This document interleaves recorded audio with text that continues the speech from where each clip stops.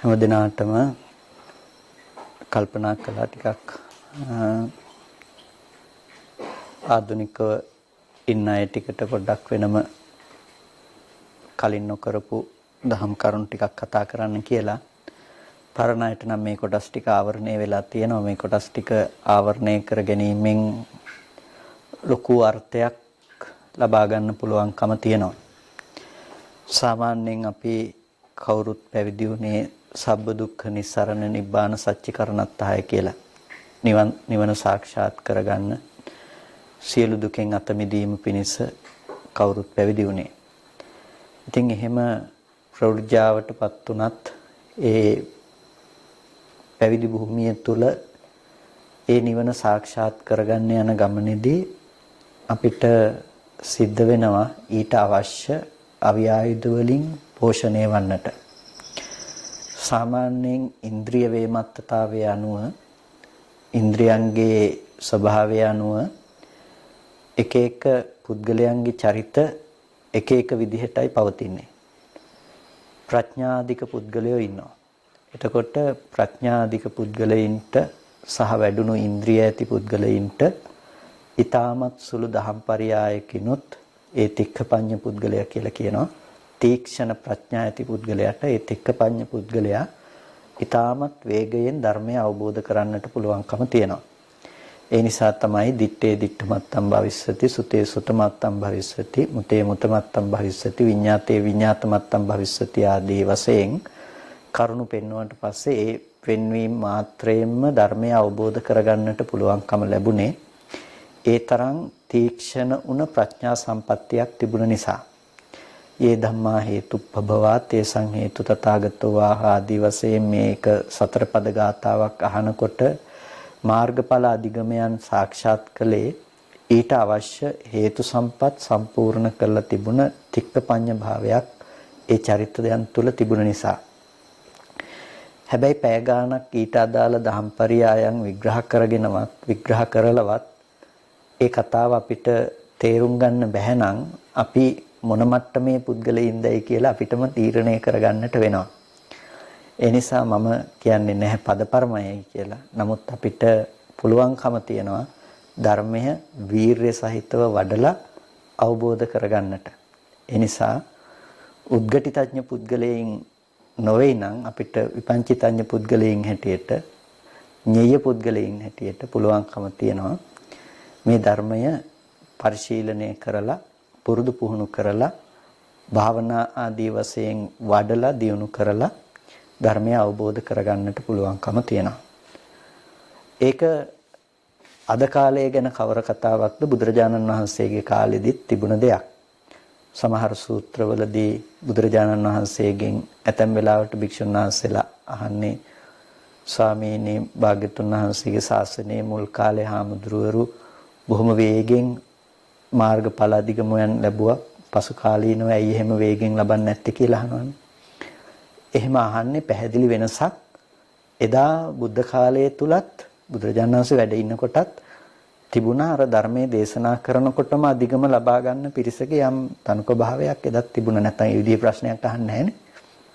ඉතින් බුදුරජාණන් වහන්සේ වැඩ ඉන්නකොටත් ඒ විදිහ තිබුණා නම් ඉතින් පරිනිර්වාණයටපත් වෙලා වසර 2000 ගණනක් ගත වුණ මේ කාලය ගැන අහන්නවත් දෙයක් නැහැ. ඒකෙන් කියන්නේ අද නිවන් දකින්න බෑ කියලා නෙමෙයි.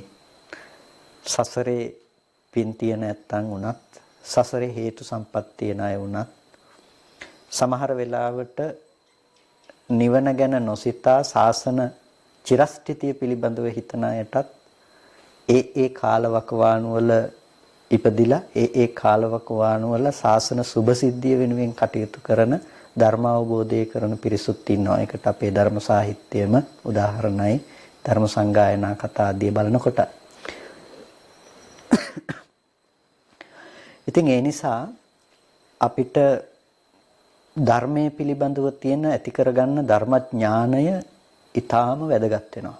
ඒ ධර්මඥානය සම්මර්ෂණය කරන්නට ගියාට පස්සේ ධර්මයක් අපි ළඟ තියෙන දේ හිස්නම් අපේ ශබ්දකෝෂයේ හිස්නම් ධර්මකෝෂයේ අපිට යොදා ගන්න පුළුවන් කමක් නැත්තේ නැහැ. ඒ නිසා පැවිදි වෙලා අපි ගහක් මුලකට උනාමයයි කියලා එසනින් මාර්ගඵල අධිගම ලැබෙනවා කියලා ධර්මයක් ඇත්තේ නැහැ. අපි දැනගන්නට ඕනේ කුමන දර්ශනයක් කෙසේ වැඩිමෙන්ද මාර්ගඵල අධිගමයන් ලබා ගන්නට පුළුවන්කම තියෙන්නේ. අපි විසින් සාක්ෂාත් කළ යුත්තේ කුමන ධර්ම ප්‍රදේශයක්ද කියන එක පිළිබඳව අපිට අවබෝධයක් තියෙන්නට ඕනේ. ඒ අවබෝධය තිබුණොත් තමයි අපිට ඒ ගමන පහසුවෙන් යන්න පුළුවන්කම තියෙන්නේ. අපිට යම් තැනක් හොයාගෙන අපි යනකොට ඒ තැන ඇඩ්‍රස් එක, ලිපිණය, ඊට පස්සේ ඒ තැන පිළිබඳව අමතර විස්තර, ඒකට යන ගමන් මඟ පිළිබඳව විස්තර මේ ඔක්කොම දැනගෙන ගියොත් තමයි අපිට මේ ගමන පහසුවෙන් යන්න පුළුවන්කම තියෙන්නේ. එහෙම නැත්නම් ඒ ගමන පහසුවෙන් යන්න පුළුවන් කමක් නැත්තේ නෑ. යන තැන ගැනවත් නොදැන යනවා නම් අපි ඒකට හිසාරුණුවත් යනවා කියලානේ කියන්නේ. ඒ නිසා නිවන් දකින්න ගමනත් ඒ විදිහටම යන දෙයක් තමයි. සමහර වෙලාවට කෙනෙකුට හිතෙන්න පුළුවන් මේ ගමන ටිකක් වෙනස් කියලා. ඒ කියන්නේ බලාපොරොත්තු වුණ දේ නෙවෙයිද කියලා කෙනෙකුට හිතෙන්න පුළුවන්කම තියෙනවා. මම උදාහරණයකට ඔකට නිතර මතක් කරන දෙයක් තමයි කොළඹ යන බස් එක මගින් තේ කඩේට දානවා. තේ කඩේ කියන්නේ කොළඹ නෙමෙයි. හැබැයි තේ කඩේ මේ බස් එක නතර කරන්නේ අනයිට පහසුවෙන් මේ ගමන යන්න අවශ්‍ය පහසුකම් සපයා ගැනීම සඳහා. කෙනෙක් බස් එක තේ කඩේට දානකොට නෑ නෑ මම මීට වඩා හොඳයි පයින් ගියා නම් මේකෙන් බහැලා යනවායි කියලා පයින් යන්න ගියොත් එහෙම ඒ කෙනා පහු කරගෙන බස් එක යනවා. සමහර වෙලාවට ඒ කෙනාට කොළඹ යන්න නොවෙන්නත් පුළුවන්කම තියෙනවා. ඒ වගේ තමයි පැවිදි ජීවිතයේ කියන මේ බස් එක සමහර වෙලාවට ඔබ වහන්සේලාට සිද්ධ වෙනවා තේ කඩේකට දාන්න. තේ කඩේකට දාන්නේ තේ කඩේ නිවන නිසා නෙමෙයි. තේ කඩේ කියලා කියන්නේ ඔබ වහන්සේලාට පහසුවෙන් ඒ ගමන යන්න තියෙන තැනක් ඇටියට තියෙන දෙයක්. ඒ තමයි ඔබ වහන්සේලාට සිද්ධ වෙනවා ධර්මයේ ඉගෙන ගන්න. ඒ ධර්මය ඉගෙන ගැනීම නිවන නිසා නෙමෙයි. කරුණු කාරණා දැන ගැනීම නිවන නිසා නෙමෙයි. හැබැයි ඔබ වහන්සේලාට පහසුවෙන් මේ ගමන යන්න පුළුවන්කම තියෙන්නේ ඒ තේ කඩේට මේක බස් එක දැම්මට පස්සේ. ඒ හින්දා ඒ වෙලාවේදී පැවිදි ජීවිතේ මම පැවිදි වුණේ මේ දේවල් ඉගෙන ගන්න නෙමෙයිනේ, මම පැවිදි වුණේ මේ දේවල් මේ විදිහට කරන්න නෙමෙයිනේ කියලා හිතන්න එපා. ඒවා ඒ තුල තමයි ඔබ වහන්සේලාගේ පැවිදි ජීවිතේ පහසුවෙන් තමන්ගේ ඉලක්කය කරා අරගෙන යන්න පුළුවන්කම තියෙන්නේ. ඒ නිසා ඒ ගැන ඒ විදිහට කල්පනා කරන්නේ කොටස බොහොම ඒ ධර්මඥානය කියන එක, ඒ දහම් පරයයන් දැන ගැනීම කියන එක අත්‍යවශ්‍ය දෙයක්. ඒකෙදි මම ගොඩක් වෙලාවට සාර්ථක ක්‍රමයක් හැටියට දකින්නේ chart එකක් ගහලා පාඩම් මාලාවක් විදිහට එකම විදිහට කරගෙන යන ක්‍රමයක් නෙමෙයි. ඒ ක්‍රමය කාලයත් එක්ක ඇතිවෙන ක්‍රමයක්. ආසනාවකට ඒ කාලයත් එක්ක ඇතිවෙන ක්‍රමය තේරෙන්නේ නැහැ. මේ ක්‍රමය තුළ අපි මෙච්චර මේ කාලය තුළ අපි සන්නද්ධ වෙලා තියෙනවද කියන එක තේරෙන්නේ නැහැ. මොකද ඒක අපහසුතාවයකින් තොරව සන්නද්ධ වීමක්. දැන් මම ඔකට කියන්නේ අපිට පුළුවන් පෙට්ටි ගොඩක් මෙහෙම ගොඩ ගහගෙන යන්න. හැබැයි ඊටමත් වේගෙන් ගොඩ නැගෙනවා වගේම ඊටාත්මත් වේගෙන් ඒක පෙරලෙන්න පුළුවන්කම තියෙනවා. හැබැයි කාලයත් එක්ක අපිට පුළුවන් මෙහෙම ගොඩක් ගහන්න. අරකට වැඩිය වැඩිපුර අපිට කාලයක් අවශ්‍ය වෙයි, වැය කරන්න වෙයි. හැබැයි ඒක ස්ථායි අරකට වැඩිය. අන්න ඒ වගේ තමයි සමහර වෙලාවට දක්මිටි කාගෙන යන චරිතයකට යන්න පුළුවන් දුර බොහොම අඩු වෙනවා. ඒක මම කියන්නේ ඉස්සර අපි දරවත කරනකොට මම පොඩි කාලේදී මම බොහොම ආසයි ටිකක් ලොකුම කොටයක් උස්සගෙන යන්නේ. ඉතින් මම ටිකක් ලොකු කොටයක් උස්සගෙන අනිත් අයට පේන්නත් එක ටිකක් වයසක හාමුදුරු ටිකක් හෙමින් යනවා. ඉතින් මම ඔක්කොම පහු කරගෙන වේගෙන් යනවා. වේගෙන් ගියාම වැඩි දුරක් යන්න බෑ. ඉතින් බොහොම ටික දුරයි. කට්ටියම පහු කරලා ගිහලා මම ඉතින් බිම තියාගෙන ඉන්න අර උස්ස ගන්නත් බෑ අපහු. අර ඔක්කොම මාව පහු කරගෙන යනවා හිමින් සැරේ. ඉතින් අන්න ඒ වගේ සමහර වෙලාවට අපිට බොහොම හදිසි වුණත් ඒ දෙයට යම් නිශ්චිත ක්‍රමයක් තියෙනවා. ඒ ක්‍රමය ඔස්සේ ගියොත් තමයි අපිට කරගන්න පුළුවන්කම තියෙන්නේ. ඒ නිසා තමයි බුදුරජාණන් වහන්සේ ගුරු ඇසුරක තියෙන වටිනාකම මේ හැම දෙයක්ම දේශනා කරන්නේ. හුදකලා බවට ඉඩ නොතියන්නේ ඒ නිසා තමයි. ඒ හින්දා මේ කාලය තුල ඔබ වහන්සේලා ඒ ධාරණ උද්ග්‍රහණ ආදිය බොහොම උත්සාහයෙන් කරන්න අවශ්‍යයි. ඒ වගේම මේ දේවල් බාධාවක් කොට හිතන්නත් එපා. ඒ දේවල් ජීවිතේට අත්‍යවශ්‍ය දේවල්. ඒ දේවල් නැතුව අපිට පුළුවන් කමක් නැහැ මේ ගමන යන්න. ඉතින් මේ කතා කරන්න හදන කොටසත් ටිකක් ඒ වගේ අපිට අත්‍යවශ්‍ය කොටසක්. ඒ විදර්ශනා භූමිය දිවෙන්නේ මේ වගේ කරුණු කාරණා මත. අපිට යම් කිසි දෙයක් අපි විදර්ශනා කරනවා කියලා කියනවා නම් ඒ විදර්ශනාව කරන්න යම් භූමියක් ඕනේ. කෝච්චියක් යන්න රේල් පීලි දෙකක් ඕනේ. රේල් පීලි දෙක උඩ තමයි කෝච්චිය යන්නේ. ඒ විදිහට මේ විදර්ශනා භූමිය දිවෙන්නේ ස්කන්ධ ධාතු ආයතන වගේ මේ ධර්ම කොටාශයන් මත. එතකොට මේ ධර්ම කොටාශයන් බෙදා දක්ව ගන්න මේ ධර්ම කොටාශයන්ගේ සීමාව මොන පැතිද කතා කරන්න කියන ආදී කාරණාවන් පිළිබඳව අපිට හොඳ නුවණක් තියෙන්නට අවශ්‍යයි. ඒ නුවණ නැති වුණොත් එහෙම අපි මොනවද සම්මර්ෂණය කරන්නේ? අර මේ යෝගවන්න විජානාති නසෝ රක්කති ගෝගණං එවං සීලං අජානන්තෝ කිංසෝ රක්ඛේය සංවරං කියනවානේ. ගවයෝ ගැන දන්නේ නැති කෙනා ගවයන්ව කොහොමද රකින්නේ? ඒ වගේ සීලය ගැන දන්නේ නැත්නම් එයා සීලය කියලා රකින්නේ මොකද්ද කියලා අහනවා. ඒකමයි මේකටත් කියන්න වෙන්නේ. ගවයෝ ගැන දන්නේ නැති කෙනාට ගවයන් රකින්නට බෑ වගේම ධර්මයේ ගැන දන්නේ නැති කෙනාට ස්කන්ධ ධාතු ආයතන ආදී මේ ධර්ම කොටාශයන් නොදන්නා කෙනාට ඒ කෙනාට පුළුවන් කමක් නැහැ. ඒ කෙනා මොකද්ද රකින්නවා කියලා වඩනවා කියලා වඩන ධර්මයේ මොකද්ද වඩන විදර්ශනාව ඒ කෙනාට පුළුවන් කමක් නැහැ. විදර්ශනා භූමිය වුණත් මනාව දියුණු කරන්න.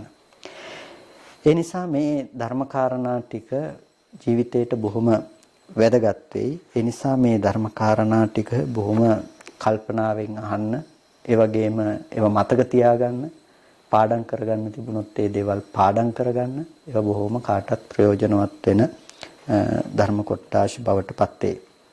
ඉතින් මේකෙදි කාම භූමියේ සත්වයෝ කාම භූමිය අනුව ගියපු සත්වයෝ රූපය අනුව ගිහිල්ලා රූපය පරියාපන්නවම ජීවත් වෙනවා.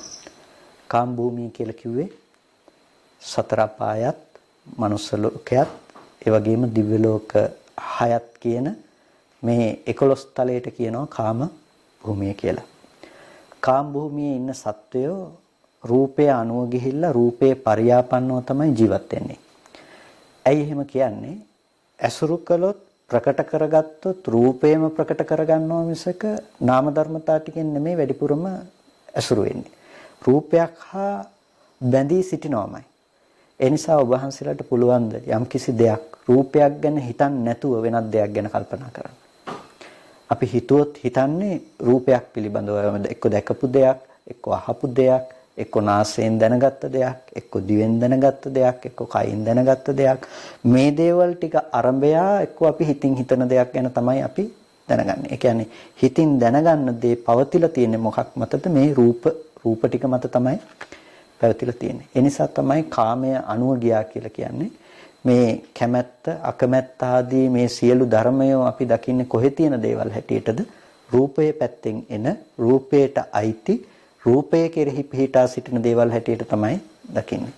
ඒ නිසා කාම භූමියේ ඉන්න සත්වයන්ට මූලික වන්නේ රූපය නිසා තමයි සතර සතිපට්ඨානයේදීත් කායානුපස්සනාව මුලින් දේශනා කරන්නේ. මොකද ඒක රූපයෙන් මිදෙන්න තමයි කායානුපස්සනාවෙන් යාව අරගෙන යන්නේ භාවනා කරන කෙනාව.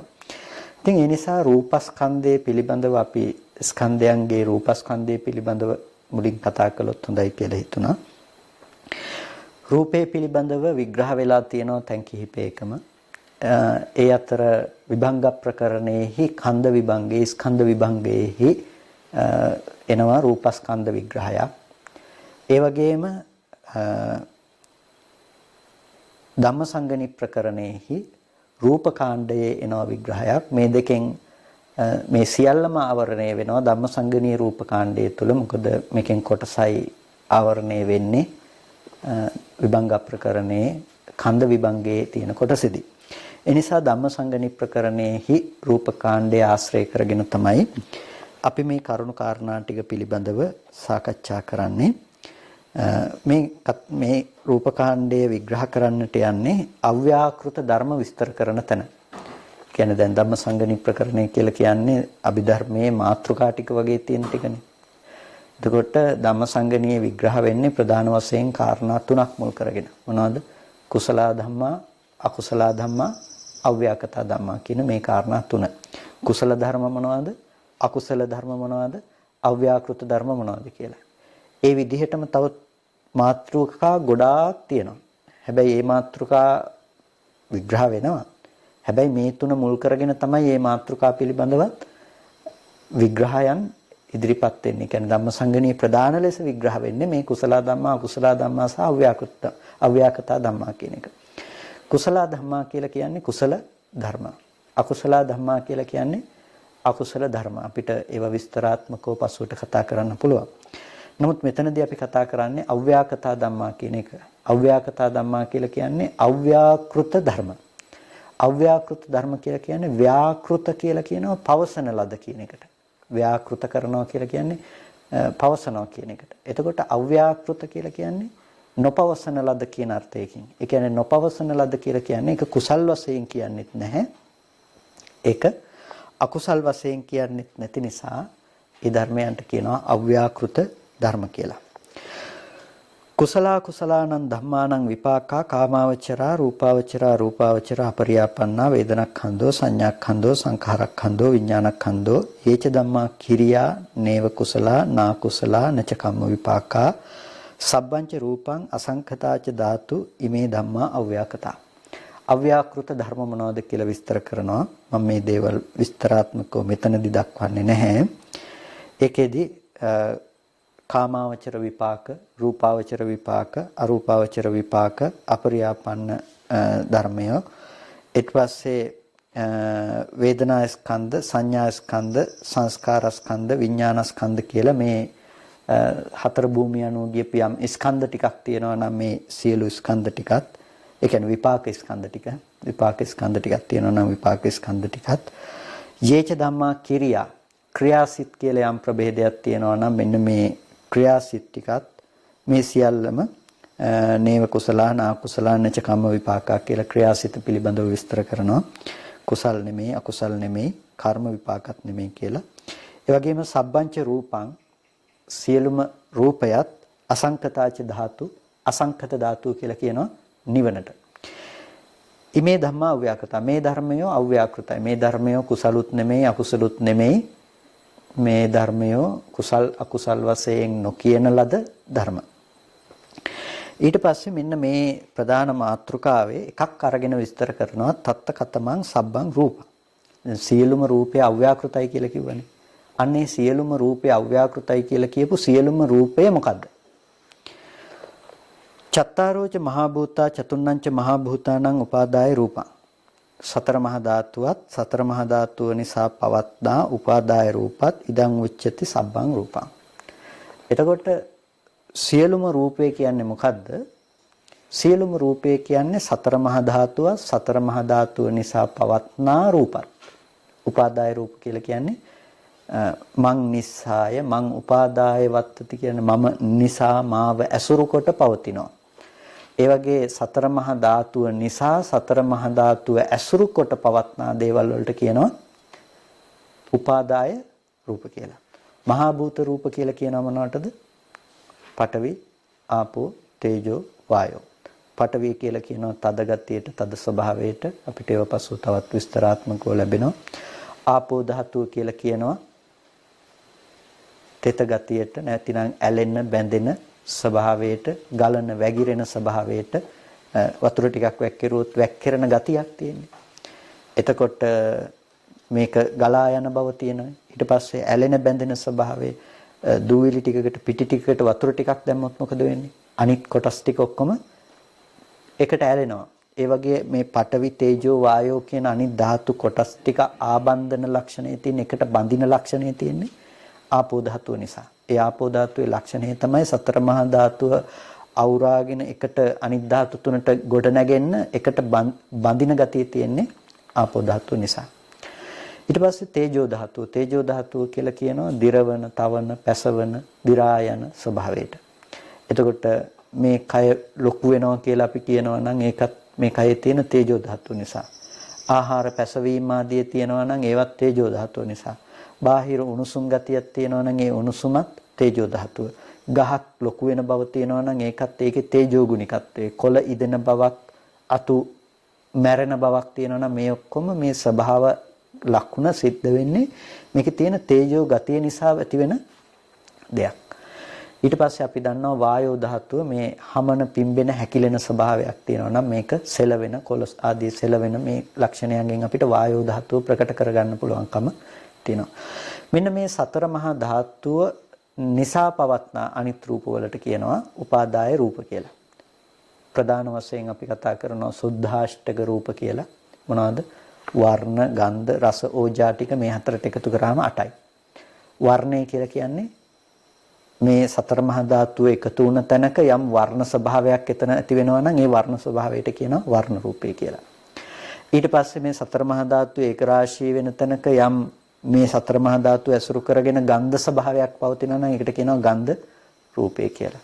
ඒ වගේම රස ස්වභාවයක් තියෙනවා නම් ඒකට කියනවා රස කියලා. ඊට පස්සේ ඕජාමය ස්වභාවයක් තියෙනවා නම් ඕජාමය ස්වභාවයක් කියලා කියන්නේ මේ ටික එකතු වෙලා තවත් රූපේ පවත්වාගෙන යන්න පුළුවන් හේතු ටික සකසන්න පුළුවන් ගතියක් මේක ඇතුලේ තියෙනවා නම් ඒකට කියනවා ඕජා ගතිය කියලා. දැන් බත් ටිකක් අරගෙන කෑවහම මේ බත් ටිකේ තියෙන ඕජා ගතිය නිසා තමයි මේ කය සකස් කරන්න පුළුවන්කම තියෙන්නේ. බත් කෑවා කියලා බත් නෙමෙයිනේ හැදෙන්නේ නේ.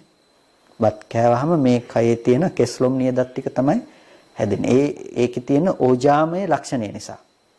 එතකොට මෙන්න මේ වර්ණ ගන්ධ රස ඕජා කියලා මේ ටිකත් පඨවි ආපෝ තේජෝ වායෝ කියන සතර මහා ධාතුවටත් සුද්ධාෂ්ටක කියලා කියනවා. එතකොට මේකෙදි ප්‍රධාන වෙන්නේ සතර මහා ධාතුව, අනිත් හතරට කියන උපාදාය රූප කියලා සතර මහා ධාතුව ඇසුරු කරගෙන පවතින රූප කියලා. එතකොට අපිට මේ දේවල් ඉස්සරහට ලොකුවට කතා කරන්න පුළුවන්කම තියෙනවා. මෙතනදී ඒක විදේන රූප සංගහෝ රූපය එක් ආකාරයකින් බෙදා දක්වනවා. රූපය එක් ආකාරයකින් බෙදා දක්වනකොට සබ්බං රූපං න හේතු අහේතුකං.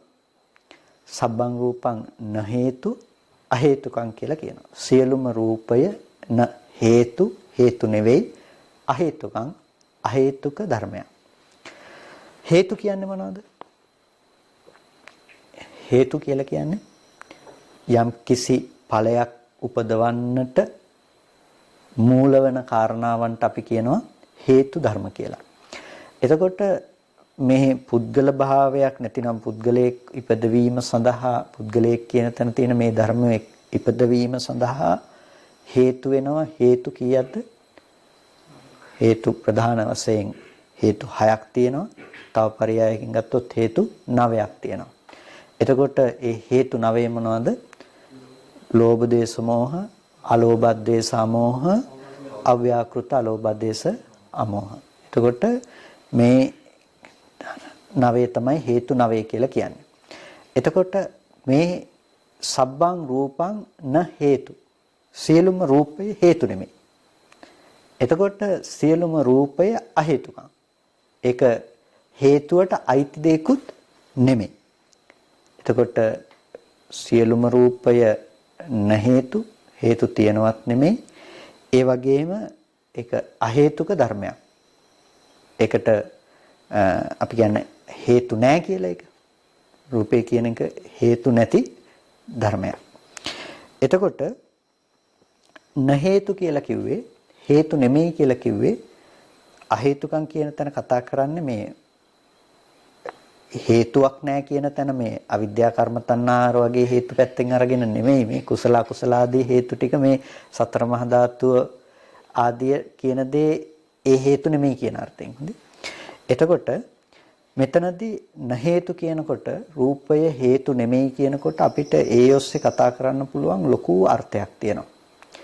ඒ තමයි අපිට අපේ ජීවිතේට ඇති වෙනවා නම් යම්කිසි වැරදි දැක්මක්, වැරදි මානසික මට්ටමක් ඒක දුරු කරගන්න අවශ්‍ය එක විදිහකින් ගත්තොත් කමටහනක් වගේ දෙයක් තමයි සබ්බං රූපං න හේතු අහේතුකම් කියලා කියන්නේ. සියලුම රූපේ හේතු නෙමෙයි අහේතුක ධර්මයක් කියන තැන. ඇයි එහෙම කියන්නේ? අපිට රූපය කියන දේ පේන්නේ හේතු සහිත ධර්මයක් හැටියට. රුවන්වැලි සෑය කියන එක අපි ගත්තොත් රුවන්වැලි සෑය අපි හිතන්නේ පිනක් කරගන්න පුළුවන් රුවන්වැලි සෑය කියන එක පුණ්‍ය ධර්ම උත්පාදනය කරන දෙයක් හැටියට. ඒ වගේම අපි අකමැති කෙනෙක් ගත්තාම පාප මිත්‍රයෙක් කියලා කියනොත් අපි ඒ කෙනාව අපි දකිනවා මේ සම්පූර්ණම මේ කෙනා නරක නපුරු අපිව නපුරකටපත් කරන්න පුළුවන් දෙයක් කියලා. එතකොට මේ විදිහට හොඳ සහ නරක කියන මේ දෙකම අපි දකිනවා කොහෙට අයිති දේ හැටියටද? රූපයට අයිති රූපයේ පැත්තේ තිබිලා එන දේ හැටියට. හොඳ සහ නරක කියන මේ දෙකම රූපයට අයිති රූපයේ පැත්තේ තියෙන සහ ඒ පැත්තේ ඉඳලා අපිට ලබා ගන්න පුළුවන් දේවල් හැටියට අපි කල්පනා කරනවා. ඒ නිසා රුවන්වැලිසෑය කියනකොට අපි අනේ සාදු කියලා අපි ඒකේ සතුටු වෙන පින් අලෝභ සහගත චේතනාවක් ඒ පැත්තෙන් ඇති වෙනවා කියලා අපිට පේනවා. ඊට පස්සේ නරක කෙනෙක් ගැන හිතනකොට අපිට තරහක් පටිගයක් ඇති වෙනවා නම් අපි හිතනවා මේක ඒ කෙනා ගැන හිතපු නිසා ඒ කෙනාගේ පැත්තෙන් ආපු දෙයක් හැටියට. මෙන්න මෙහෙම මානසික මට්ටමක් අපිට තියෙන නිසා අපි හොඳට මේ කාරණාව තේරුම් ගන්නට ඕනේ. සබ්බං රූපං න හේතු අහේතුකං කියනකොට සියලුම රූප හේතු නෙමෙයි කියලා කියනකොට මේ රූපය කොයි වෙලාවකවත් ලෝභ දේශ මොහ උනේ නැහැ, අලෝභ දේශ සමෝහ උනේ නැහැ, අව්‍යාකෘත අලෝභ දේශ සමෝහ උනේ නැහැ. කියන්නේ මේ එක හේතුවක්වත් නෙමෙයි මේ රූපය. මේ හේතු ටිකට අයිති දෙයක්ුත් නෙමෙයි රූපය. මේ හේතු ටිකට අයිති දෙයක්ුත් නෙමෙයි, මේ හේතු ටිකක් නෙමෙයි රූපය. එතකොට අපි කියනවා නම් රූපය කියන එක නිසයි මට පින් සිද්ධ වුනේ කියලා කවදාවත් රූපේ නිසා පින් සිද්ධ වෙලා නැහැ. රුවන්වැලිසෑය කියලා අපි ගත්තොත් රුවන්වැලිසෑය කියන එක අපි රූපයක් පැත්තෙන් කතා කරනවා නම් ඒ රූපේ නිසා මට කවදාවත් පින් සිද්ධ වෙලා නැහැ. රුවන්වැලිසෑය කියන එක නිසා කෙනෙකුට අකුසල් සිද්ධ වෙලත් නැහැ. ඒ වගේම මහා නරක නපුරු මිනිස්සෙක් කියලා අපි රූපෙකින් කෙනෙක්ව හඳුන්වනවා නම් රූපයකින් දකිනවා නම් ඒ රූපය කෙනෙකුට යහපතක් කළත් නැහැ. ඒ රූපය කෙනෙකුට යහපතක් කළත් නැහැ. මොකද ඒක රූපෙට අයිති රූපෙ තිබිලා එන දෙයක් නෙමෙයි කවදාවත් හේතු ධර්මතා කියන එක. ඒ නිසා රූපය ඇසුරු කරගෙන කෙනකෙනාට පුළුවන්කම තියෙනවා හොඳ දේවල් කරන්න සහ නරක දේවල් කරන්න. එතකොට ඒ දේ හොඳ දෙයක් බවට පත් කර ගැනීම සහ නරක දෙයක් බවට පත් කර ගැනීම කියන එක තීරණය උනේ රූපය මත නෙමෙයි. ඒ ගැන පවත්වන කෙනකෙනා පවත්වන සංකල්පනාව මත සිද්ධ වුණ දෙයක්. ඒක රූපෙට අයිති දෙයක් නෙමෙයි. ඒක කෙනකෙනා ඒ අනුව පවත්වන සංකල්පනාවට අයිති දෙයක් මිසක ඒක අයිති උනේ නැහැ රූපෙට. ඒ නිසා රුවන්වැලිසෑය දිහා බලාගෙන කෙනෙකුට පින් කරගන්න පුළුවන් වෙනකොට තව කෙනෙකුට ඕනනම් පව් කරගන්න පුළුවන්. කෙනෙකුට පව් කරගන්න පුළුවන් වගේම කෙනෙකුට පින් කරගන්න පුළුවන් වෙනවා. එතකොට අපිට පේනවා රුවන්වැලිසෑය කියන එක ඒකාන්ත කුසලාරම්මණයක් වෙනවා නම් ඒක ඒ තුල කුසලයේ තිබිලා ඒ තුල එනවා නම් ඒක එක එක්කෙනාට එක විදිහට එන්න බෑනේ කාටත් කුසලාරම්මණයක් වෙන්න ඕන. හැබැයි කුසලයට අයිති නැහැ රූපේ කියන එක. ඒ කියන්නේ කුසලයේ සිද්ධ කර ගැනීමේදී ඒ රූපය කුසලයේ ගේන්න රූපයේ හේතුවක් උනේ නෑ. රූපේ තිබිලා නෙමෙයි ලෝභ දේශ මොහ. රූපේ තිබිලා නෙමෙයි අලෝභ දේශ මොහ ආවේ. එතකොට රූපේ කියන එක න හේතු ධර්මයක්. හේතු නොවන දෙයක්. ඒක කිසිම හේතුවක් බවට පත් උනේ නැහැ. ඒ වගේම අහේතුකයි. මේ හේතු නොවනවා වගේම හේතු වලට අයිති දෙයක්ුත් නෙමෙයි. මේ ලෝභ දේශ මොහ ලෝභ දේශ මොහ ධර්මයන්ට අයිති දෙයක්ුත් නෙමෙයි. ඒ වගේම හේතු විප්‍රයුක්තයි. හේතු විප්‍රයුක්තයි. විප්‍රයුක්තයි කියලා කියන්නේ සංප්‍රයුක්තයි කියනවා එකට යෙදෙනවා කියන එක. විප්‍රයුක්තයි කියලා කියනවා එකට යෙදෙන්නේ නැහැ කියන එක. එතකොට හේතුත් නෙමෙයි හේතු මේකේ ඇත්තෙත් නැහැ. ඒ වගේම හේතු යෙදිලත් නැහැ මේකේ. රූපේ කියන එකේ හේතු යෙදිලත් නැහැ. එතකොට රූපේ හේතු යෙදිලා නැත්තම් කොහොමද රුවන්වැලිසෑය දිහා බලාගෙන පින් කරන්නේ? කුසලයේ කියන එක කුසල හේතු ටිකක් නේ තියෙන්නේ. කුසල හේතුව රූපයත් එක්ක සංප්‍රයුක්ත වෙන්නේ නැත්තම් එකට යෙදෙන්නේ නැත්තම් කොහොමද රුවන්වැලිසෑය දිහා බලාගෙන පින් කරන්නේ? එතකොට එකට යෙදෙන්නේ නැත්තම් කොහොමද කෙනෙක් දිහා බලාගෙන තරහ ඇති කරගන්නේ? එතකොට මෙතනදී මේ කතා කරන්නේ සම්පූර්ණම පිරිසුදු රූපස්කන්ධය පිළිබඳව. ඒ කියන්නේ රූපස්කන්ධයේ තියෙන ස්වභාවය තමයි න හේතුක බව. අහේතුක බව. හේතු විප්‍රයුක්ත බව. එතකොට මෙතන කතා කරන රූපස්කන්ධය කියලා කතා කරන මේ රූපය මොකද්ද?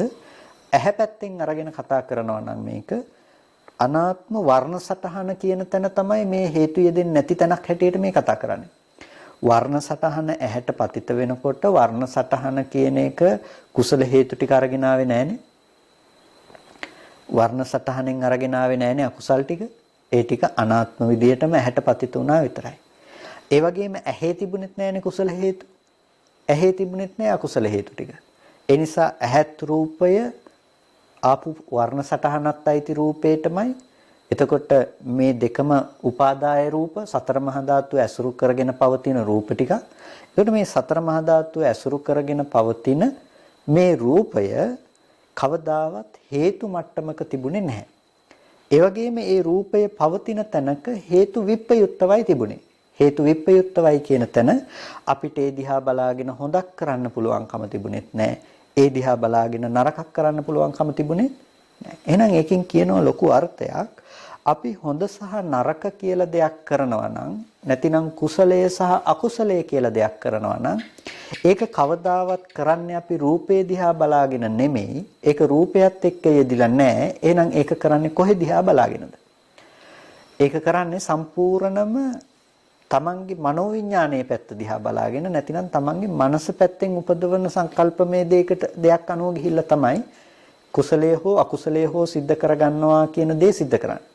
තව විදිහකින් කියනවා නම් අනිවාර්යෙන් කුසලයේ හෝ අකුසලයේ සිද්ධ කරනවා නම් සිද්ධ කරන්නේ පංච උපාදානස්කන්ධයක් මත පංච උපාදානස්කන්ධයක් අනුව ගිප්පට්ටමක. එතකොට ඔතනදී දැන් අපිට තීරණය කරගන්න පුළුවන් මොකද්ද ස්කන්ධ සහ මොකද්ද පංච උපාදානස්කන්ධය කියලා කතා කරේ කියලා. ඇයි එහෙම කිව්වේ?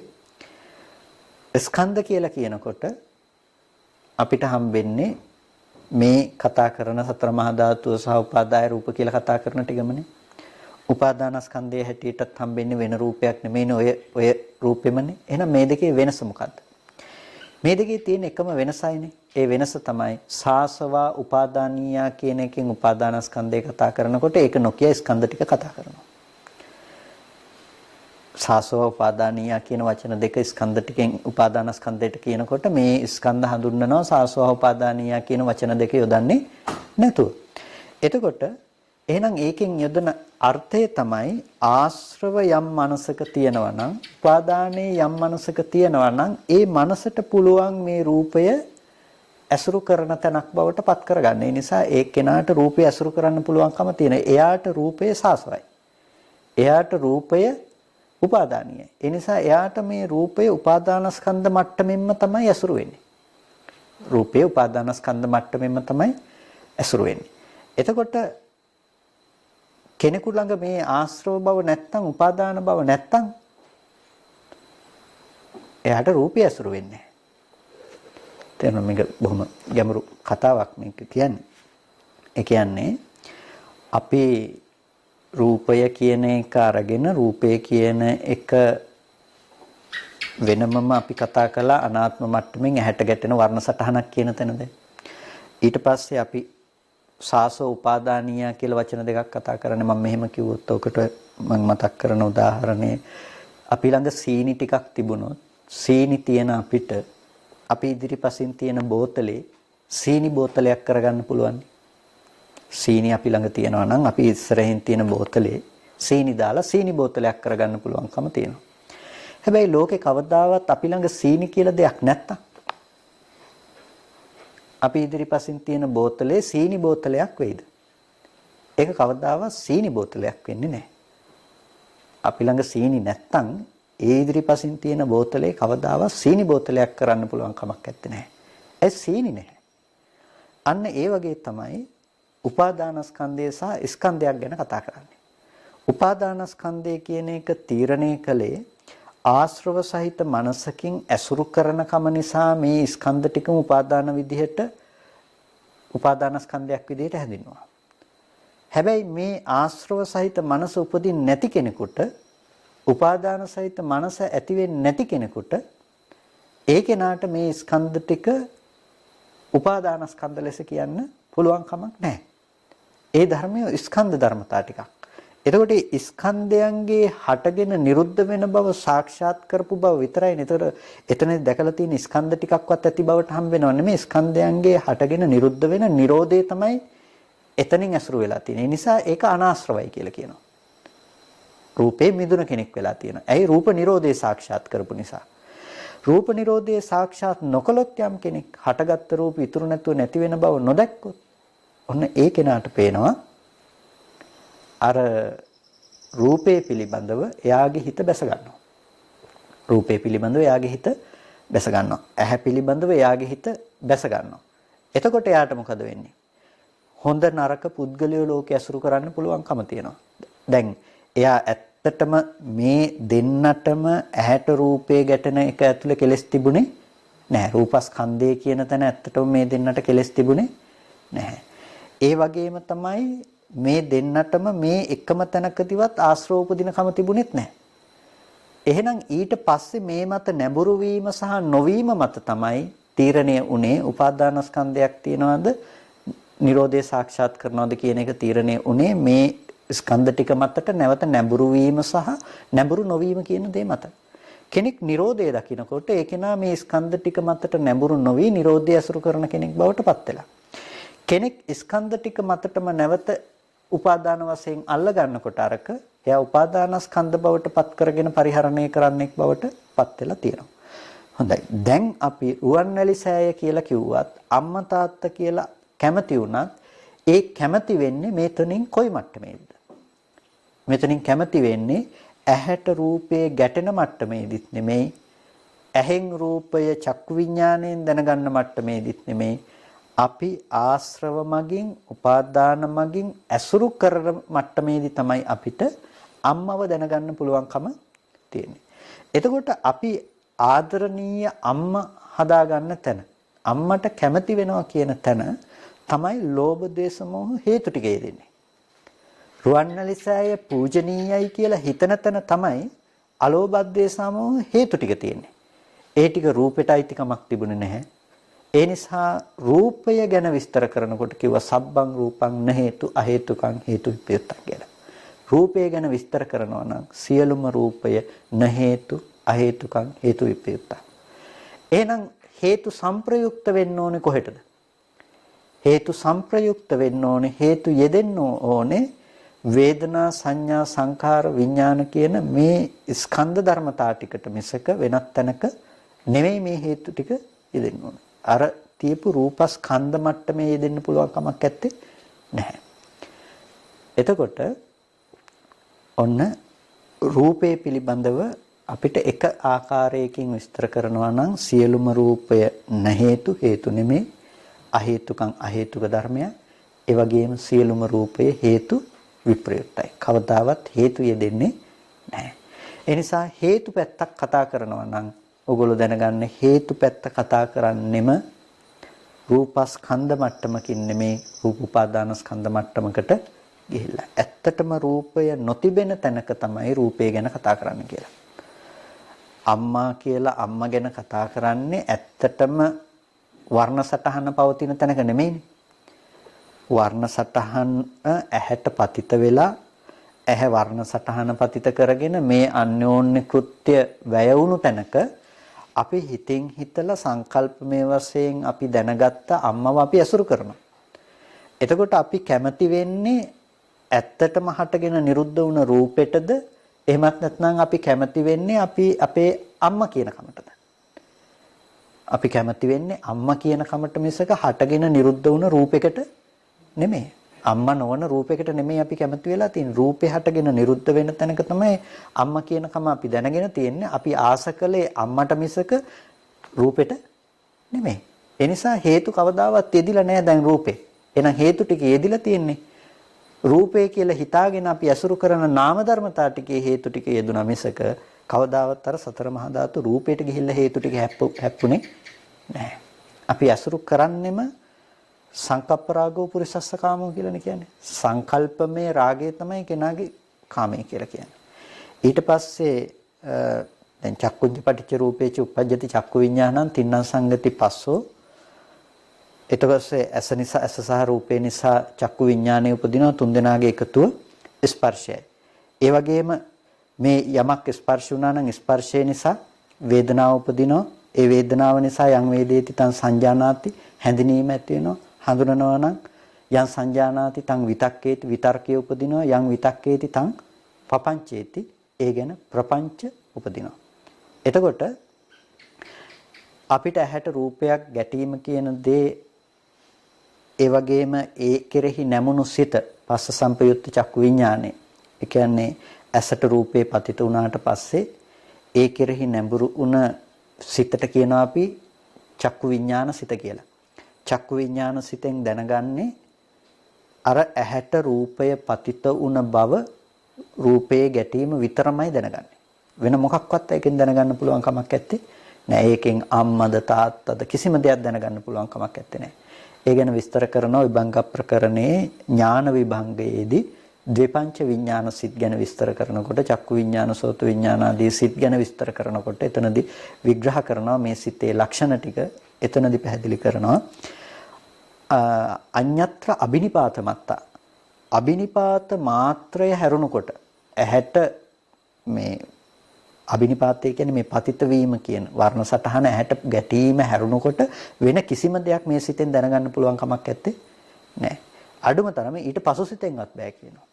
මනෝ ධාතු සිතෙන්වත් බෑ ඊට පස්සේ හටගන්නේ මනෝ ධාතු කියලා සිතක්. මනෝ ධාතු සිතෙන්වත් බෑ ඒක දැනගන්න.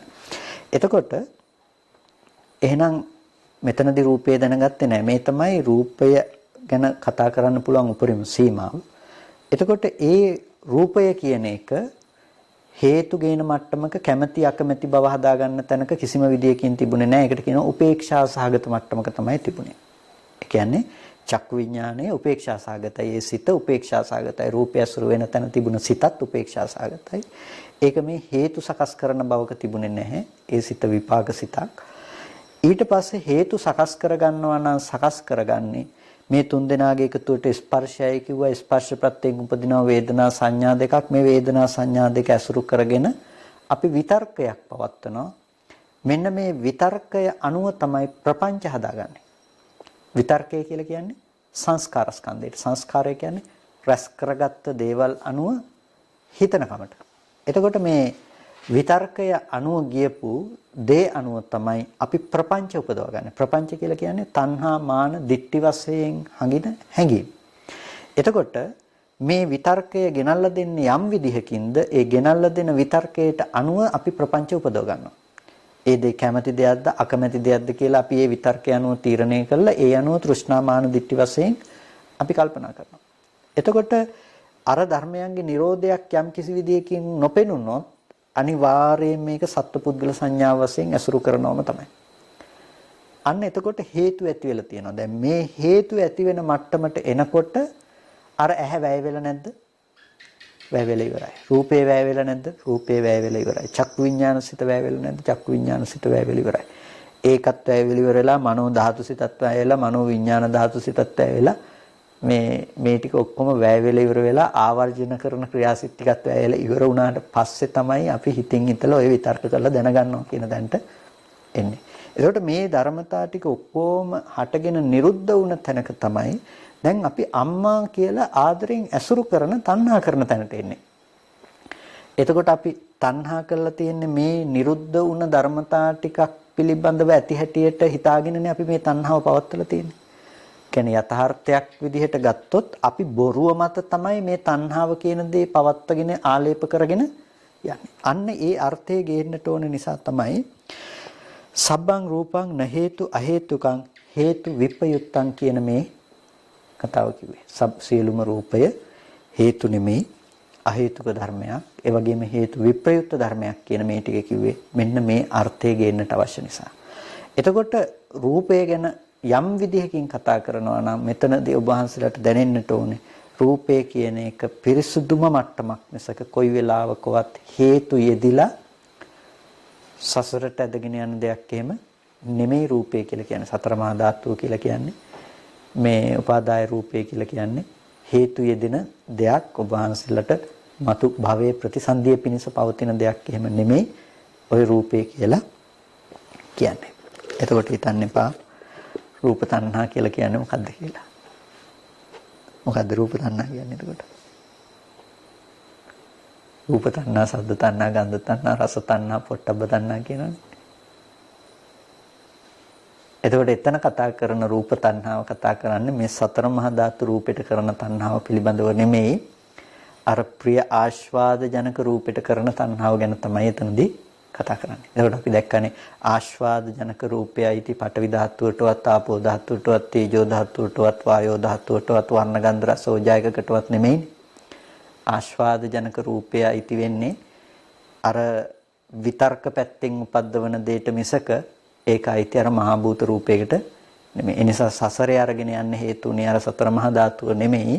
සසරේ අරගෙන යන්න හේතු වෙන්නේ සතර මහා ධාතු රූපේ මහා භූත රූපයයින් කියලා නොදන්නා කම නිසා හදාගත්ත අර විතර්ක මගින් උපද්දවන රූපේ හැටියට. ඒ නිසා ඔබ වහන්සේලාට ධර්මය ඇසුරු කරනකොට තැන් දෙකක් හම්බෙනවා රූපය ගැන කතා කරන.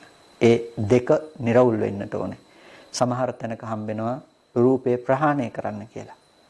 එතකොට අපිට ප්‍රහාණය කරන්න තියෙන දුක්ඛ සත්‍යද සමුදය සත්‍යද? ප්‍රහාණය කරන්න තියෙන්නේ සමුදය සත්‍යය. සමුදය සත්‍ය ප්‍රහාණය කරන්න ඕනේ නම් දැන් අපිට ප්‍රහාණය කළ යුතු රූපය කියන එක හම්බෙන්න ඕනේ දුක්ඛ සත්‍යයක් කතා කරන තැනින්ද සමුදය සත්‍ය කතා කරන තැනින්ද? සමුදය සත්‍ය කතා කරන තැනින්. සමුදය සත්‍ය කියලා කතා කරන තැන කතා කරන්නේ අර සතර මහා ධාතු රූපය කියන තැන සමුදය සත්‍යයෙන් කතා කරන්නේ නැහැ. ඇහැට රූපේ ගැටෙන තැන සමුදය සත්‍යය දෙන්නෙත් නැහැ, නිරෝධ සත්‍යය දෙන්නෙත් නැහැ. එහෙනම් මේ සමුදය සත්‍යය දෙන්නේ අර කර්ම සකස් කරගන්න තැනදී. ඒ කියන්නේ අපි හිතෙන් හිතලා ආදරණීය අම්මා කියලා හදාගන්න රූපේ තියෙනවානේ. ඒ රූපය ප්‍රහාණය කළ යුතුයි. එළියේ තියනවා කියලා හම්බෙන් බව තියෙනවානේ රූපේ. අන්න ඒ තියෙන රූපය ප්‍රහාණය කළ යුතු රූපයක්. ඒ රූපේ ප්‍රහාණය කරන්න බෑ. රූපය ඇත්තටම යථාභූත විදියට පවතින යථාර්ථයට හිත නොතිය. ඒ නිසා යම් කිසි විදියකින් දැක්කොත් මහා භූත රූපය සහ උපාදාය රූපය දැක්කොත් එයාට කෝපය අම්මා තාත්තා කියන බව නොහට ගන්න බවටපත් වෙයි. එතකොට එයා සමුදය සත්‍ය නූපදවන කෙනෙක් වෙලා. ඇයි? එයා අර දුක්ඛ සත්‍ය පිරිසිඳ දැක්කා. දුක්ඛ සත්‍ය කියලා කියන්නේ මේ රූපයත් දුක්ඛ සත්‍ය තමයි. ඇහැ කියන තැන දුක්ඛ සත්‍ය, රූපේ කියන තැන දුක්ඛ සත්‍ය. දුක්ඛ සත්‍ය කියලා කතා කරන්නේ දුකයි කියන තැනින් නෙමෙයි. හේතු නිසා සකස් කරන නිසා තමයි මෙතන දුක්ඛ සත්‍යයට අයිති කියලා කියන්නේ. එතකොට කෙනෙක් හිතන්න පුළුවන් රහතන් වහන්සේටත් ওই දුක්ඛ සත්‍ය තියෙනව නේද කියලා. ඔව් රහතන් වහන්සේටත් මේ දුක්ඛ සත්‍ය තියෙනවා. රහතන් වහන්සේටත් මේ දුක්ඛ සත්‍ය තියෙනවා. මේ කියන්නේ අර දුකේ වේදනාව, දෝමනස්ය හදාගන්න තැන එහෙම නෙමෙයි. මේ කතා කරන්නේ දුක්ඛ ධර්මයේ පිළිබඳව. ස්කන්ධ දුක කියලා කියන්නේ. ස්කන්ධයන්ගේ පැවැත්වීම දුකක් කියනවානේ. රහතන් වහන්සේටත් ස්කන්ධ ටික පවත්වන්න වෙනවනේ. ඒකනේ සෝපදිශේෂ නිබ්බාන කියලා කියන්නේ. එතකොට ස්කන්ධ උපදිශේෂයක් තියෙනවා නම් ඒ උපදිශේෂය නිසා එන දුක රහතන් වහන්සේටත් පවතිනවා. ඒ නිසා සත්‍යයමකේදී ওই කාරණාව පැහැදිලි කරනවා. ඔන්න ඔය ස්කන්ධ මාත්‍රික දුක රහතන් වහන්සේට දුක්ඛ සත්‍ය කියන දේ එතන පවතිනවා කියලා. එතකොට මේ දුක්ඛ සත්‍ය කියන දේ පවතින්නේ ওই දුක්ඛ සත්‍යයෙන් පවතින ඔන්න ඔය කොටස විතරයි. ඒ කියන්නේ ඇහැ හට ගන්නවා කියන කම, රූපය හට ගන්නවා කියන කම, චක්කු විඥානය හට ගන්නවා කියන කම, ඔය ටික විතරයි, ඔය ධර්මතා ටික හටගෙන නිරුද්ධ වෙනවා කියන කම විතරයි රහතන් වහන්සේට දුක්ඛ සත්‍ය කියලා කතා කරන්නේ. එතකොට සමුදය හා යෙදෙන තැන්වල දුක්ඛ සත්‍ය යෙදෙනවානේ. ඒ කියන්නේ දැන් මම ආදරණීය අම්මා කියලා කතා කරන තැන, අම්මා කියලා හදන තැන තියෙන චිත්තචෛතසික ධර්මතා ටිකත් ඒ අසුරු කරන රූප උපාදානස්කන්ධයත් ඒකත් දුක්ඛ සත්‍යයට අයිති. හැබැයි ඒක සමුදය සත්‍යයට අයිති. ඒ දුක රහතන් වහන්සේට දුරුයි.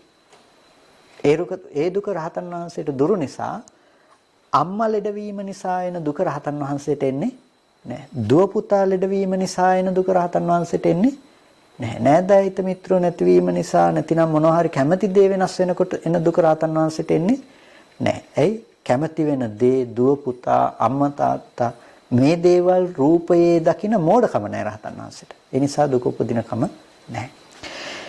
ඒ නිසා දැන් අපිට සියලුම රූප ගැන කතා කරනකොට එක විදිහකට කියනවා නම් හේතු, ඒවා හේතු නෙමෙයි, අහේතුකම්, ඒ වගේම හේතු වලට අයිති ධර්මයකුත් නෙමෙයි, ඒ වගේම හේතු විප්පයුත්තම්, හේතු යෙදෙනවත් නෙමෙයි. හේතු කොයි වෙලාවකවත් රූපේ යෙදිලා නැහැ. ඒ වගේම සප්පච්චය. සප්පච්චයන් කියලා කියන්නේ හේතුව කියන එක ප්‍රත්‍ය සහිතයි. අහේතුකයන් කිව්වා මිසක අපච්චයන් කිව්වේ නැහැ. හේතුව සහ ප්‍රත්‍ය කියන්නේ කාරණා දෙකක්. හේතුවත් එක ප්‍රත්‍යක් විතරයි. අපි සාමාන්‍යයෙන් කියන්නේ හේතු ප්‍රත්‍ය කියලානේ කියන්නේ. හැබැයි හේතුව එක ප්‍රත්‍යක් විතරයි. සමහර ඒවා ප්‍රත්‍ය තියෙනවා හේතු නොවෙන්න පුළුවන් එක. සමහර වෙලාවට ප්‍රත්‍ය වෙන දේ හේතුවක් බවට පත් වෙන්නේ නැහැ. ඒ නිසා ප්‍රත්‍ය කියනකොට ඒ දේ පොදුයි. හැබැයි හේතු කියනකොට ඒ දේ පොදු නැහැ. නුග බීජයේ හේතු කරගෙන නුග ගහක් පැලවෙනවා. එතකොට නුග බීජයේ හේතු වුණා නුග ගහ නැමැති ඵලය හදන්න. එතකොට ඒ නුග ගහ හදන්න තව ධර්මය ප්‍රත්‍ය වුණා. මොනවද ප්‍රත්‍ය වුනේ? පස් දිය ගිනි සුලම් මේ ධර්මය ප්‍රත්‍ය වුණා. එතකොට මේ ප්‍රත්‍ය වුනේ හේතු විදිහට නෙමෙයි. ප්‍රත්‍ය විදිහටයි ප්‍රත්‍ය වුනේ. ඒ නිසා ඔය පස් ගිනි දිය සුලම් කියන ඔය ටිකම හදනකොට පොල් ගහක් හිටිය පොල් බීජයක් හිටිය පොල් ගහක් හැදෙනවා. එතකොට ඒ ප්‍රත්‍ය සාධාරණ උනේ නෑ එකකට විතරක්. ප්‍රත්‍ය අසාධාරණයි. එකකට විතරක් සාධාරණ නොවන අසාධාරණයි ප්‍රත්‍ය. හේතුව සාධාරණයි. හේතුව එකකට විතරක් සාධාරණ ධර්මයක්. ප්‍රත්‍ය අසාධාරණයි. ප්‍රත්‍ය හැමෝටම එකසේ ප්‍රත්‍ය වෙන දෙයක්. ඒ වගේ රූපේ කියන එක හේතු නෙමෙයි කිව්වට හේතුන්ගෙන් හටගන්නේ නැති දෙයක් කියලා කිව්වට අහේතුක ධර්මයක් කිව්වට හේතුව ප්‍රත්‍යයෙන් තොරව හට ගන්නවා කිව්වේ නැහැ. රූපේ කියන එක සප්පච්චය. ප්‍රත්‍ය සහිතව උපදින දෙයක්. රූපේ කියන එක ඒ නිසා සප්පච්චයන් කියලා කියනවා ප්‍රත්‍ය සහිතව උපදින දෙයක් හැටියට. රූපේ උපදින්නේ ප්‍රත්‍ය සහිතවමයි. ප්‍රත්‍ය රහිතව රූපේ උපදින්නේ නැහැ. අපිට ඉදිරියේදී රූපය ගැන කතා කරන හේතු ටික ගැන ප්‍රත්‍ය මොනවද කියන එක කතා කරන්න පුළුවන්කම තියෙනවා. ඒ නිසා මෙතනදී මම ඊට වඩා ගැඹුරට විග්‍රහ කරන්න බලාපොරොත්තු වෙන්නේ නැහැ. නමුත් සප්පච්චයන් කියන වචනේ විග්‍රහ කරගන්න මෙතනදී ප්‍රත්‍ය කියන දේ ප්‍රත්‍ය සහිතව තමයි උපදින්නේ. ඒ නිසා තමයි සංකතයි කියලා කියන්නේ. සංකතයි කියලා කියන්නේ ප්‍රත්‍යයෙන් සකස් කරන ලද කියන එක. අපි ගොඩක් වෙලාවට භාවිත කරන්නේ හේතු ප්‍රත්‍ය කියලා මේ දේවල් එකක් හැටියට තමයි අපි භාවිත කරන්නේ. නමුත් හේතුව ප්‍රත්‍ය ධර්මයන්ගේ එකක් විතරයි. සුවිසි ප්‍රත්‍යක් කතා කරන්නේ. ප්‍රත්‍ය 24ක් කතා කරනවා. ප්‍රත්‍ය 24න් තියෙන එක ප්‍රත්‍යක් තමයි හේතු ප්‍රත්‍ය කියන එක. එතකොට සමහර වෙලාවට සමහර දේවල් හේතු නොවි ප්‍රත්‍ය වෙන්න පුළුවන්කම තියෙනවා. ඒක හේතුවක් නෙමෙයි. හැබැයි ප්‍රත්‍ය වෙන්න පුළුවන්කම තියෙනවා. එතකොට සියලුම රූපය සප්පච්චයන් ප්‍රත්‍ය සහිත ධර්මයක්. ප්‍රත්‍යයෙන් හටගන්න දෙයක්. ඒක අහේතුක වේදෙන්නේ මේ අප්‍රත්‍යක වේදෙන ධර්මයක් එහෙම නෙමෙයි. ඒ නිසා තමයි රූපය සංකත ධර්මයක් කියලා කියන්නේ. එතකොට පඨවි ධාතුව ප්‍රත්‍ය වෙනවා ආපෝ ධාතුවට. ආපෝ ධාතුව ප්‍රත්‍ය වෙනවා තේජෝ ධාතුවට. තේජෝ ධාතුව ප්‍රත්‍ය වෙනවා වායෝ ධාතුවට. පඨවි ආපෝ දෙක ප්‍රත්‍ය වෙනවා තේජෝ වායෝ ධාතු දෙකට. එතකොට පඨවි ආපෝ තේජෝ දෙක වායෝ ධාතුවට. මේ විදිහට එකක් එකකට දෙකක් එකකට තුනක් එකකට ඊට පස්සේ උණෝන්ට මේ විදිහට ප්‍රත්‍ය වෙන බව තියෙනවා. මේ විදිහට ප්‍රත්‍ය වෙන බව තියෙන නිසා දැන් පඨවි ධාතුව නිසා ආපෝ ධාතුව හට ගන්නව නෙමෙයි. හැබැයි එකිනෙකාට ප්‍රත්‍ය වෙන බව තියෙනවා. එතකොට මෙන්න මේ විදිහට රූපය කියන එක සප්‍රත්‍ය ධර්මයක් විදිහට තමයි අපිට හම්බෙන්නේ.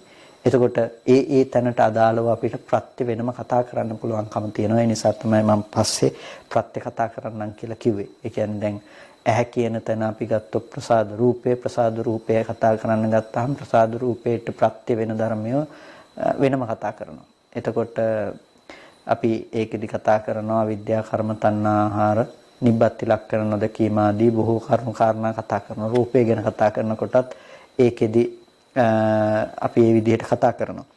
ඒ නිසා ඒ තැනට අදාළව අපිට ප්‍රත්‍ය ධර්මයන් වෙන වෙනම කතා කරන්න පුළුවන්කම තියෙනවා කොහොමද ප්‍රත්‍ය සපයන්නේ කියන එක. ඒකට මෙතනදී වචනාර්ථය ගන්න රූපය කියන එක සප්පච්චේ ධර්මයක්. ප්‍රත්‍ය සහිතව උපදින දෙයක් මිසක හේතුක අප්‍රත්‍ය වේදන දෙයක් නෙමෙයි. ප්‍රත්‍ය සහිතව උපදින නිසා තමයි රූපේට සංකතයි කියලා කියන්නේ. සංකත ධර්මයක් කියලා රූපේ විග්‍රහ කරන්නේ. එතකොට ඊළඟ වචනේ එහා සම්බැදිව යෙදෙනවා. ඒ නිසා සංකතං කියලා. සප්පච්චයන් සංකතං.